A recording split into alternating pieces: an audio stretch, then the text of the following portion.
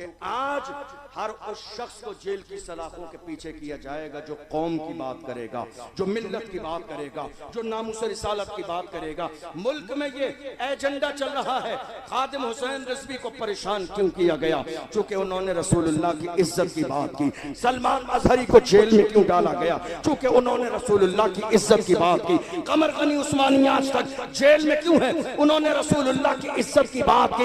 कितने समझदार ने कहा था, न समझोगे तो मिट जाओगे हिंदी मुसलमानों, तुम्हारी दास्तां तक भी न होगी दास्तानों में। आज हालात हमारी निगाहों के सामने है। मुझे बड़ा अफसोस होता है, बड़ी दिली तकलीफ होती है। हमारी कौम के जवान कहते हैं हुजूर का दामन नहीं छोड़ेंगे, हुजूर के नाम पे गर्दन कटा देंगे। जिस कौम को जर्रे के बराबर ये एहसास ना हो कि इस्लाम का तकाजा क्या है, जिस कौम के जवान को ये मालूम न हो कि रसूलुल्लाह की मर्जी क्या है, जिस कौम के जवानों को ये अंदाजा न हो कि कौम मुस्लिम के लिए हमारी दीनी जिम्मेदारी क्या है, वो रसूलुल्लाह के नाम पे गर्दन कटा देंगे।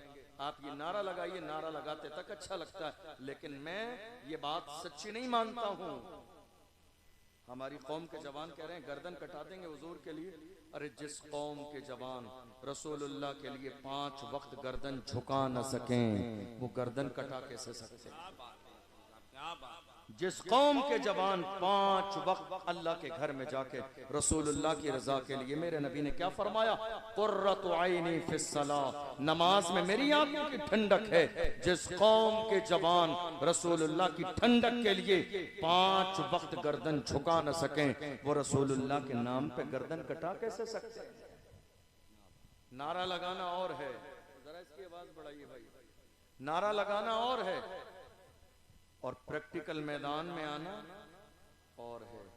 ये 2 अलग बातें हैं। मैं हमेशा कहता हूं अपने जवानों से, कम से कम आप हुजूर से तो सच्चा वादा करें। आप मुझसे जो कह रहे हैं कोई बात नहीं, वादा पूरा मत कीजिए, मेरी बात सुन लीजिए तवज्जो से आप, लेकिन कम से कम रसूलुल्लाह से तो अहदे वफा करें। रसूलुल्लाह से तो जो वादा करें वो सच्चा करें। या रसूलुल्लाह हम आपके लिए गर्दन कटा देंगे, और जो रसूलुल्लाह ने कहा हम वो बात मानने के लिए तैयार नहीं। कौम मुस्लिम का अलमिया ये है कि कौम मुस्लिम आज जहां बोलती है, बोलती वहां है जहां खामोश रहना चाहिए, और खामोश वहां रहती है जहां बोलना चाहिए। जहां कौम को बोलना चाहिए वहां कौम खामोश रहती है, और जहां कौम को खामोश रहना चाहिए हमारी कौम वहां बोलती नजर आती है। कहां बोलना चाहिए? बात मस्जिद की हो, कौम मुस्लिम को बोलना चाहिए। बात मदरसे की हो, कौम मुस्लिम को बोलना चाहिए। बात अजान की हो, कौम मुस्लिम को बोलना चाहिए। बात नमाज की हो, कौम मुस्लिम को बोलना चाहिए। बात फतेहपुर की उस खानका की उस जो है कब्र की हो, कौम मुस्लिम को बोलना चाहिए। बात पहलू खान की हो, कौम मुस्लिम को बोलना चाहिए। बात तबरेज़ अंसारी की हो, कौम मुस्लिम को बोलना चाहिए। बात सीए और एनआरसी की हो, कौम मुस्लिम को बोलना चाहिए। बात वक्फ बिल की हो, कौम मुस्लिम को बोलना चाहिए। बात नामूस रिसालत की हो, कौम मुस्लिम को बोलना चाहिए। मगर रसूलुल्लाह की शान में गुस्ताखी होती रही। मेरी कौम के बुजुर्गों ने जवानों को अंदर बंद कर दिया। जवानों बोलोगे तो तुम्हारा नाम आ जाएगा, बोलना नहीं। मैं कहता हूं एक बार नहीं 1000 बार नाम आ जाए फिर भी कहेंगे कि मोहम्मद से वफा, तूने तो हम तेरे हैं, ये जहां चीज है क्या लाहो कलम तेरे। क्या बात है, जिंदाबाद जिंदाबाद। नाम आता है तो आ जाए। हम बोलेंगे जब रसूलुल्लाह की इज्जत की बात आएगी, हम बोलेंगे जब नामूस रिसालत की बात आएगी, हम बोलेंगे जब मस्जिदों की बात आएगी, हम बोलेंगे जब मदरसों की बात आएगी, हम बोलेंगे जब खानकाहों की बात आएगी। इसलिए कि हमने रसूलुल्लाह की गुलामी का पट्टा अपने गले में डाला। और जो कह रहे हैं हमारी जान का क्या होगा, अरे हमने अपनी जानों का तो सौदा पहले ही कर दिया है। ताजो शरिया के हाथों में हाथ देने वालों, अपनी किस्मत पे नाज करो। ताजो शरिया ने क्या फरमाया, जवानों रसूलुल्लाह की जब इज्जत की बात आ जाए तो ये न सोचना मेरी जान कीमती है। ताजो शरिया ने फरमाया, जवानों जिंदगी ये नहीं है किसी के लिए, जिंदगी है नबी की, नबी के लिए ना समझ मरते हैं, जिंदगी के लिए जीना मरना है सब कुछ नबी के। इज्जत उसी की जाएगी जो रसूलुल्लाह की इज्जत करेगा, इज्जत उसी की जाएगी जो मेरे रसूल की इज्जत करेगा, और जो रसूलुल्लाह की इज्जत न करेगा उसकी इज्जत पैर के नीचे है, उसकी इज्जत जूतियों के नीचे है। इसलिए कि हमें इज्जत किसके सदक़े में मिली है। इमाम से पूछो तो मेरे इमाम ने कहा, वो जो न थे तो कुछ न था, वो जो न हो तो कुछ न हो, जान है वो जहान की, जान है तो जहान है। हमें इज्जत किसके सदक़े में मिली है। अरे हम तो गुनहगार थे, सियाहकार थे, बदकार थे, मगर आज कौम मुस्लिम ने हमें इस कुर्सी पर बिठाया है बाप दादा के नाम की वजह से नहीं। इज्जत ये है या रसूल अल्लाह, ये नाज ये अंदाज हमारे नहीं होते, झोली में अगर टुकड़े तुम्हारे नहीं होते, मिलती ना अगर भीख हुजूर आपके दर से, इस ठाट से मंगतों के गुजारे नहीं होते। बेदाम ही बिक जाइए बाज़ारे नबी में, इस शान के सौदे में खसारे नहीं होते, जब तक के मदीने से इशारे नहीं होते, रोशन कभी किस्मत के सितारे नहीं होते। गुलाम बने तो सही हुजूर की, इज्जत सिर्फ उसी की जाएगी जो मुस्तफा की इज्जत करेगा। मेरी बात समझ आ रही है आपको? बात समझ आ रही है? माइक की आवाज आ रही है आपको? समझ, मैं ज्यादा तेज तो नहीं बोल रहा हूँ? समझ आ रहा है आगे से पीछे तक? बोलिए मेरे साथ, इज्जत उसी की जाएगी जो, सब बोलिए, जो हुजूर की इज्जत करेगा।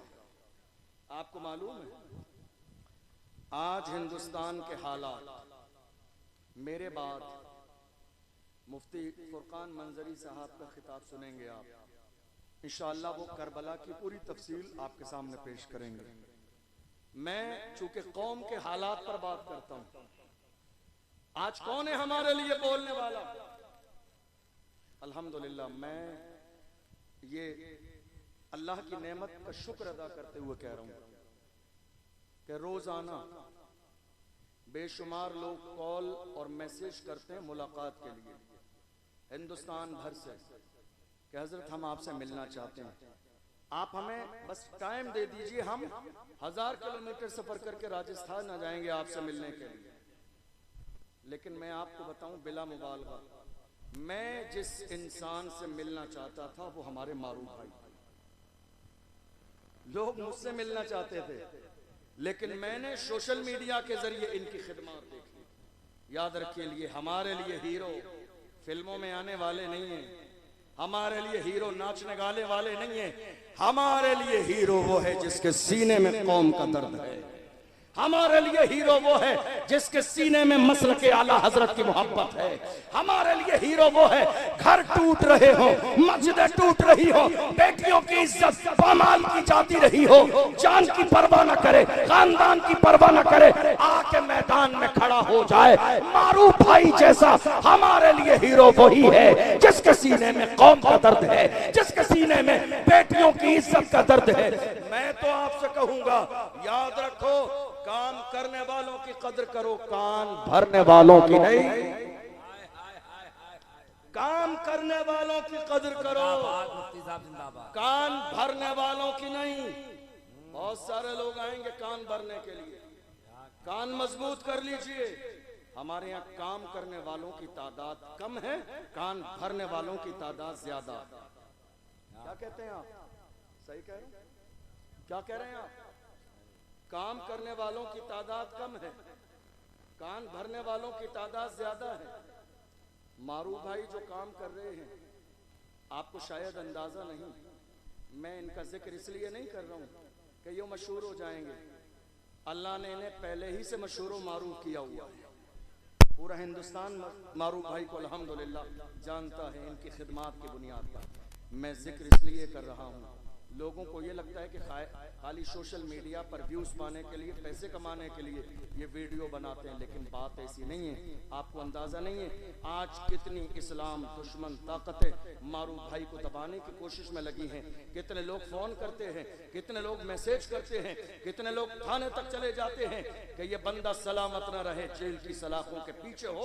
चूंकि आज हर उस शख्स को जेल की सलाखों के पीछे किया जाएगा जो कौम की बात करेगा, जो मिल्लत की बात करेगा, जो नामुस रिसालत की बात करेगा। मुल्क में ये एजेंडा चल रहा है, खादिम हुसैन रिजवी को परेशान क्यों किया गया? चूंकि उन्होंने रसूलुल्लाह की इज्जत की बात की। सलमान अजहरी को जेल में क्यों डाला गया? चूंकि उन्होंने रसूलुल्लाह की इज्जत की बात की। कमर गनी उस्मानी आज तक जेल में क्यों है? उन्होंने रसूलुल्लाह की इज्जत की बात की। कितने लोगों ने मुझसे कहा, अशरफ जिलानी बड़ा खुल के बोलते हो, ऐसा लगता है तुम्हारा बैकग्राउंड बहुत मजबूत है, दबते नहीं हो। मैंने कहा मेरे बैकग्राउंड की बात मत कीजिए, बता दूंगा तो कलेजा दहल जाएगा। मेरा बैकग्राउंड जानना चाहते हो तो सुनो।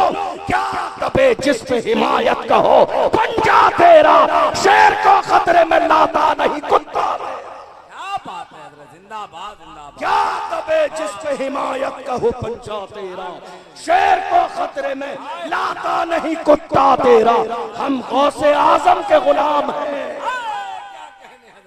हम गौसे आजम के गुलाम हैं। तकबीर, सारा मजमा हाथ उठा के इस्तिकबाल। नारे रिसालत, नारे रिसालत, नारे रिसालत। हुसैनी कमेटी भाई जिंदाबाद जिंदाबाद। हम कादरी हैं। क्या हैं? जरा जोर से बोलिए। हम कौन हैं? और मेरे इमाम से पूछो तो इमाम ने क्या कहा?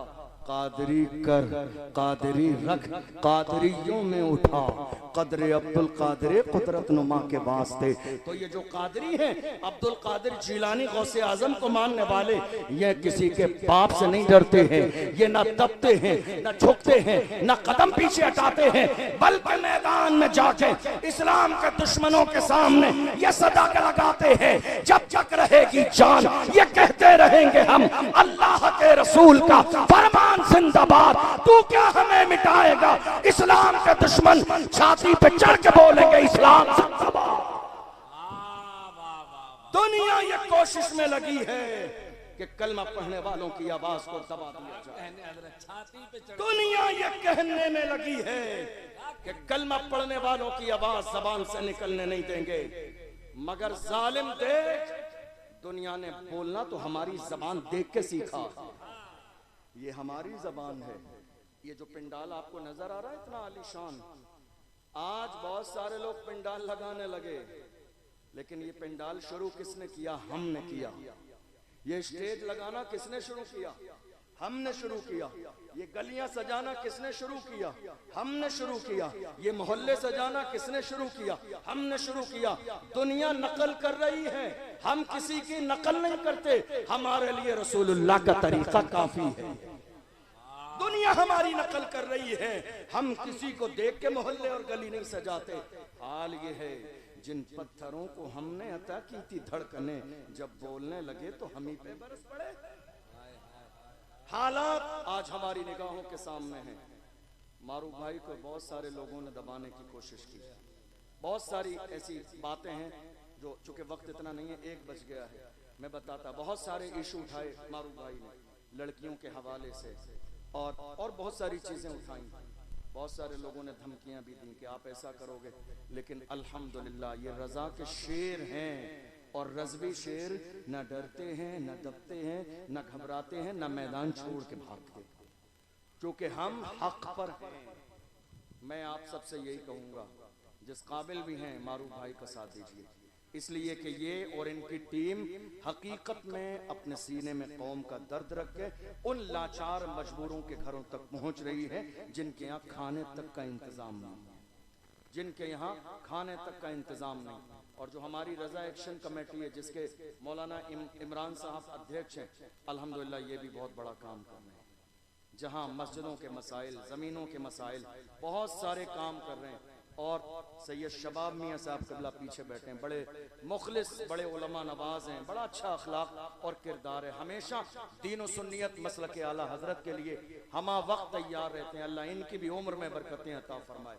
मैं आने के बाद आपके मदरसे में गया था, गालिबन दारुल बरकातिया रज़विया करके है, मौलाना दानिश साहब क़िबला, बहुत बड़ी ज़मीन है और बहुत खूबसूरत आपका दारुल है। मैं हाथ जोड़ के कहूँगा खुदारा उसके लिए पूरा सपोर्ट कीजिए ताकि ये छोटा सा मकतब और मदरसे की शक्ल में न रहे, सुन्नियत का मरकज बन जाए आपके इलाके का। सपोर्ट कीजिए दिल खोल कर, हमारी और आपकी जिम्मेदारी है। अब आइए जरा चंद बातें सुनिए। आज मुल्क के कोने कोने में हालात ये हैं कि हमारी आवाज दबाने की कोशिश की जा रही है। ऐसा है या नहीं है? मुल्क के कोने कोने में देख लीजिए, सबसे ज्यादा कमजोर आज की तारीख में अगर कोई है तो मुसलमान, सबसे ज्यादा परेशान अगर कोई है तो मुसलमान, जिनके साथ मॉब लिंचिंग हो रही है। कौन है वो? मुसलमान। जिनकी इबादत गाहों पर बिल्डोजर चलाए जा रहे हैं, कौन है वो? मुसलमान। जिनके मदरसों में ताले लगाए जा रहे हैं, कौन है वो? मुसलमान। जिनके मोहल्ले वीरान किए जा रहे हैं, कौन है वो? मुसलमान। और कौम मुस्लिम क्या कर रही है? बड़ी माजरत के साथ ये सारे जो हालात आज हमारे खराब हैं, आप जानते हो किस वजह से? ये बहुत दिन पहले नहीं थे, जब से हमारी कौम में दलाल पैदा हो गए हैं, जब से हमारी कौम में, हमारे मोहल्लों में दाढ़ी और टोपी रखने के बाद भी कौम के दलाल और कौम की मुखबरी करने वाले पैदा हो गए हैं, तब से हमारी कौम के हालात दिन ब दिन बदतर होते चले जा रहे हैं। जब से हमारी कौम में दलाल पैदा हो गए। और चाहिए क्या इन दलालों को? क्या चाहिए? एक कप चाय, जाके कोई कंधे पे हाथ रख दे, खुश हो जाते हैं। नहीं साहब, हमारा दूर तक ताल्लुक है। अरे लानत हो ऐसे ताल्लुक पर। हमारा ताल्लुक मदीने वाले मुस्तफा से है, हमारा ताल्लुक गौसे आजम से है, हमारा ताल्लुक गरीब नवाज से है, हमारा ताल्लुक इमाम अहमद रजा से है। हमें दलाली करने के लिए दुनियादारों का ताल्लुक नहीं चाहिए। जो कौम की दलाली कर रहे हैं वो ये सोच रहे हैं जब मारा जाएगा, परेशानी का वक्त आएगा तो मेरे लिए रेड कलर का कारपेट बिछाया जाएगा। मगर डॉक्टर राहत इंदौरी ने एक जमाने पहले कहा था, लगेगी आग तो आएंगे घर कई इज्जत में। यहाँ पे सिर्फ हमारा मकान थोड़ी है जो आज साहिबे मसनद है, कल नहीं होंगे किराएदार हैं। साथी मकान थोड़ी है, सभी का खून है शामिल यहाँ की मिट्टी में, किसी के बाप का हिंदुस्तान थोड़ी है। सभी का खून है शामिल यहाँ की मिट्टी में, किसी के बाप का हिंदुस्तान थोड़ी है। ये तेवर आज कौम मुस्लिम के होने चाहिए, ये लेवल आज कौम मुस्लिम का होना चाहिए। और डरिए मत। आज सबसे ज्यादा हिंदुस्तान में क्या हुआ? पूरे मुल्क में आज सबसे ज्यादा क्या हुआ जानते हैं आप? हमारी कौम के सीनों में खौफ पैदा कर दिया गया। ऐसा हुआ या नहीं हुआ? कितना खौफ है मालूम है आपको? मैदान में बोलना तो बड़ी बात है, लोग डर और खौफ के मारे अपने घर में भी बात करने के लिए राजी नहीं। इतना खौफ पैदा कर दिया गया। अब दो ही बातें हैं।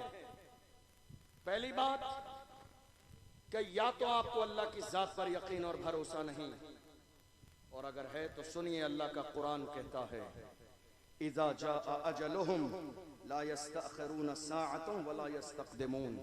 अल्लाह ने मौत का वक्त मुकर्रर कर दिया है, न एक लम्हा पहले आएगी न एक लम्हा बाद में आएगी। जो वक्त अल्लाह ने मुकर्रर किया है मौत उसी वक्त आएगी। इसीलिए मैं अपनी कौम के जवानों से कहता हूँ, जिंदा रहना है तो फिर मौत से डरना कैसा? जंग लाजिम हो तो लश्कर नहीं देखे जा। जिंदा रहना है तो फिर मौत से डरना कैसा? जंग लाजिम हो तो लश्कर नहीं देखे जाते। तुमने देखा नहीं, बद्र की सरजमीन पर हम 313 थे, दुनिया को नाश था कि हम मिटा देंगे। और हालत ये थी बद्र में, हालत ये थी कि 1000 पहलवान लाए गए, नाचने वाली औरतें लाई गई, ढोल बाजे लाए गए, शराब पीने के लिए शराब के मटके लाए गए, ऊंट लाए गए ज़िबा करने के लिए। पूछा इतना सामान 313 के लिए? तो अबू जहल ने अपने अंदाज में कहा था ये सारी तैयारियां इसलिए हैं, थोड़ी देर में जाके 313 को इस्लाम को पैरों के नीचे मसल देंगे। 313 की क्या हैसियत और औकात है। ख्वाब देखिए ख्वाब, और उसके बाद हम ऊंट ज़िबा करेंगे, खाना खाएंगे, शराबें पी जाएंगी, औरतें नाचेंगी, जश्न का माहौल होगा। पूरी तैयारी से हम करबला के मैदान में जा रहे हैं। जरा देख लीजिए, नाम बदले हैं, चेहरे बदले हैं, किरदार आज भी वही है। नाम बदले हैं, चेहरे बदले हैं, मगर किरदार जो कल ख्वाब देख रहे थे इस्लाम को मिटाने का, वही ख्वाब आज भी देखा जा रहा है। आपने देखा नहीं, वक्फ बिल का मसला आया, रमजान के महीने में हमारे बहुत सारी कौम मुस्लिम को लोग दिल्ली के जंतर मंतर पर पहुंच गए और उन्होंने जाके बात की। तो जानते हो वही जालिम यती नरसिंहानंद निकल के आया मैदान में और उसने कहा था अगर मुझे इजाजत मिल जाए तो सिर्फ हिंदुस्तान से नहीं पूरी दुनिया से इस्लाम को खत्म कर दूंगा। मैं कहता हूं नादान, पूछ ले अबू जहल अपने बाप से, तेरे बाप का भी यही ख्वाब था, बद्र की सरजमीन पर इस्लाम मिटा दूंगा। मगर याद रख, फानूस बन के जिसकी हिफाजत हवा करे वो शम्मा क्या बुझे जिसे रोशन खुदा करे। फानूस बन के जिसकी हिफाजत हवा करे वो शम्मा क्या बुझे जिसे रोशन खुदा करे। इस्लाम की फितरत में कुदरत ने लचकती है, तुम जितना दबाओगे उतना ही वो बढ़ेगा। आपको याद करें, ये पुराना ख्वाब है इस्लाम को मिटाने का, लेकिन इंशाअल्लाह ये ख्वाब कभी शर्मिंदा ताबीर ना होगा, इसलिए कि ये इस्लाम इतनी आसानी से हम तक नहीं पहुंचा है। इस इस्लाम के लिए मेरे आका हुसैन ने पूरे खानदान की कुर्बानियां पेश की हैं, तब जाके इस्लाम हम तक आया है। ये इतना आसान नहीं है इस्लाम को मिटा देना। दुनिया ये ख्वाब देख रही है और आप जानते हो दुनिया को ये ताकत मिली कैसे, दुनिया को ये ताकत मिली कैसे? जरा गौर से सुनिएगा मेरी बात। मुझे किस्से कहानियां नहीं आते हैं तकरीर में सुनाने के लिए, मेरा काम है अपनी कौम को जगाना। और जब तक सांसें चलती रहेंगी मैं अपनी कौम के जवानों को जगाता रहूंगा। बहुत हुजूर की इज्जत के पहरेदार बन के रहेंगे, चाहे एक लम्हा जिए, लम्हे से पहले भी मौत आ जाए फिर भी कहेंगे कि मोहम्मद से वफा तूने तो हम तेरे हैं, ये जहां चीज है क्या लौहो कलम तेरे। हालात इतने ज्यादा खराब क्यों है, ये है सवाल। मुल्क के कोने कोने में मॉब लिंचिंग क्यों हो रही है, ये है सवाल। मस्जिदों पर बिल्डोजर क्यों चल रहे हैं, ये है सवाल। मदरसों में ताले क्यों लगाए जा रहे हैं, ये है सवाल। जवाब सुन लीजिए, ये सवाल तो है मगर जवाब इसका वही है कि दुनिया की हर कौम जब तक सिस्टम का हिस्सा न हो वो इज्जत की जिंदगी नहीं गुजार सकती। फैसले पार्लियामेंट में होते हैं, बिल पार्लियामेंट में पास किए जाते हैं, मसाइल वहां डिस्कस किए जाते हैं, कौन सी मस्जिद रहेगी और कौन सी तोड़ दी जाएगी, ये बिल वहां पास किया जाता है। कहाँ है हमारी कौम के लोग? हमारी कौम के लोग चाय के होटल पर, हमारे नौजवान रात के 4-4 बजे तक घर के दरवाजों पर पट्टियों पर, हमारी कौम के जवान बाज़ाब्ता दरवाजों पर, हमारी कौम के 18 साल के जवान शराब के जो है ठेके पर, हमारी कौम के जवान जिना के दहलीज पर, हमारी कौम के जवान बाज़ाब्ता 18 साल के जवान सट्टा लगा रही हैं और फिर कहते हैं रसूलुल्लाह का दामन नहीं छोड़ेंगे। याद रखिए, दुनिया की हर कौम का सबसे कीमती सरमाया उस कौम के जवान होते हैं। जवान अगर दीन से बागी हो जाएं, जवान अगर बिगड़ जाएं, जवान अगर गलत रास्ते पे आ जाएं तो वो कौम कभी इज्जत की जिंदगी नहीं गुजार सकती। किसी के पास जवानों का इतना बड़ा सरमाया नहीं जितना बड़ा सरमाया आज जवानों का कौम मुस्लिम के पास है। मगर अफसोस इस बात का है कि हमारी कौम के जवानों को अपनी जवानी का और अपनी जवानी के मकसद का एहसास नहीं, गुनाहों की दहलीज पर कदम रखे हुए हैं, इसलिए हालात दिन ब दिन बिगड़ते चले जा रहे हैं। बात सही है या नहीं, बताइए आप, बताइए आप। क्या ये हाल हमारी कौम का नहीं है? मैं आपको बताऊं, हमारे यहाँ 18 साल के जवान भी आज महज छोटे मोटे शौक पूरे करने के लिए सूद पर पैसे दे रहे हैं दोस्तों को। एक दोस्त को 20,000 रुपए चाहिए तो दोस्त को 10 दिन के लिए भी पैसे दिए जा रहे हैं, तो सूद पर पैसे दिए जा रहे हैं। ये कारोबार किसने शुरू किया? हमारे 20 साल के जवानों में। ये हो रहा है, ये मुल्क के अलग अलग शहरों में हो रहा है। हम रोजाना अलग अलग शहरों में जाते हैं, वहाँ के उलमा मिलते हैं, अवाम मिलती है, लोग मिलते हैं, आके कहते हैं हजरत शहर की हालत ये है, 18 साल के जवान भी सट्टा लगा रहे हैं। कितने शहरों में देखा गया औरतें सट्टा लगा रही हैं। औरतें रात में बैठकर इशा के बाद मोहल्ले में बैठकर बाज़ाब्ता पंचायत लगाकर सट्टे लगा रही हैं। ये हाल कौम मुस्लिम का हो गया। फिर हम ये कह रहे हैं हालात इतने ज़्यादा ख़राब हैं, ये बुरे हालात हमारे बेहतर कैसे होंगे? याद रखिएगा, हमने पैगंबर के सबक को भुला दिया, इसलिए हालात इतने ख़राब हो गई। हमने कुरान के सबक को भुला दिया, हालात इतने ख़राब हो गए। वरना मेरी कौम के जवानों की हालत कभी ऐसी नहीं थी। पूछिए डॉक्टर इकबाल से मेरी कौम के जवान कैसे थे, तो डॉक्टर इकबाल ने कहा था टल न सकते थे अगर जंग में अड़ जाते थे, पाँव शेरों के भी मैदान से उखड़ जाते थे, तुझसे सरकश हुआ कोई तो बिगड़ जाते थे। तीर क्या चीज है, हम तोप से लड़ जाते थे, शान आंखों में न जचती थी। जहादारों की कलमा पढ़ते थे हम छांव में तलवारों की, हम जो जीते थे तो जंगों की मुसीबत के लिए और मरते थे तेरे नाम की अजमत के लिए। दश्त तो दश्त है, दरिया भी न छोड़े हमने, बहरे जुल्मात में दौड़ा दिए घोड़े। ये किसी और की तारीख नहीं है, ये हमारी तारीख है। ये मोहम्मद अरबी के गुलामों की तारीख है। हम जिंदा तो हैं, हम सलामत तो हैं, सांसें चल तो रही हैं, मगर हम भूल गए हमारी जवानी का मकसद क्या है। याद रखिएगा, ऐसे 1000 जलसे करा लीजिए, लेकिन जब तक आपके सीने में एहसास पैदा नहीं होगा कि कौम मुस्लिम का जवान होने के नाते आपकी जिम्मेदारी क्या है, हालात कभी नहीं बदले। जिस कौम के जवानों में, और मैं तुम्हें जवान बताऊं, जवान कैसे थे हमारे जवान कैसे थे जी। आज कितनी तारीख है बताइए, कितनी तारीख है? 15 अरे बोलो यार, 15 अगस्त। और ये कौन सी तारीख है? जब ये तारीख आए तो नाज किया करो।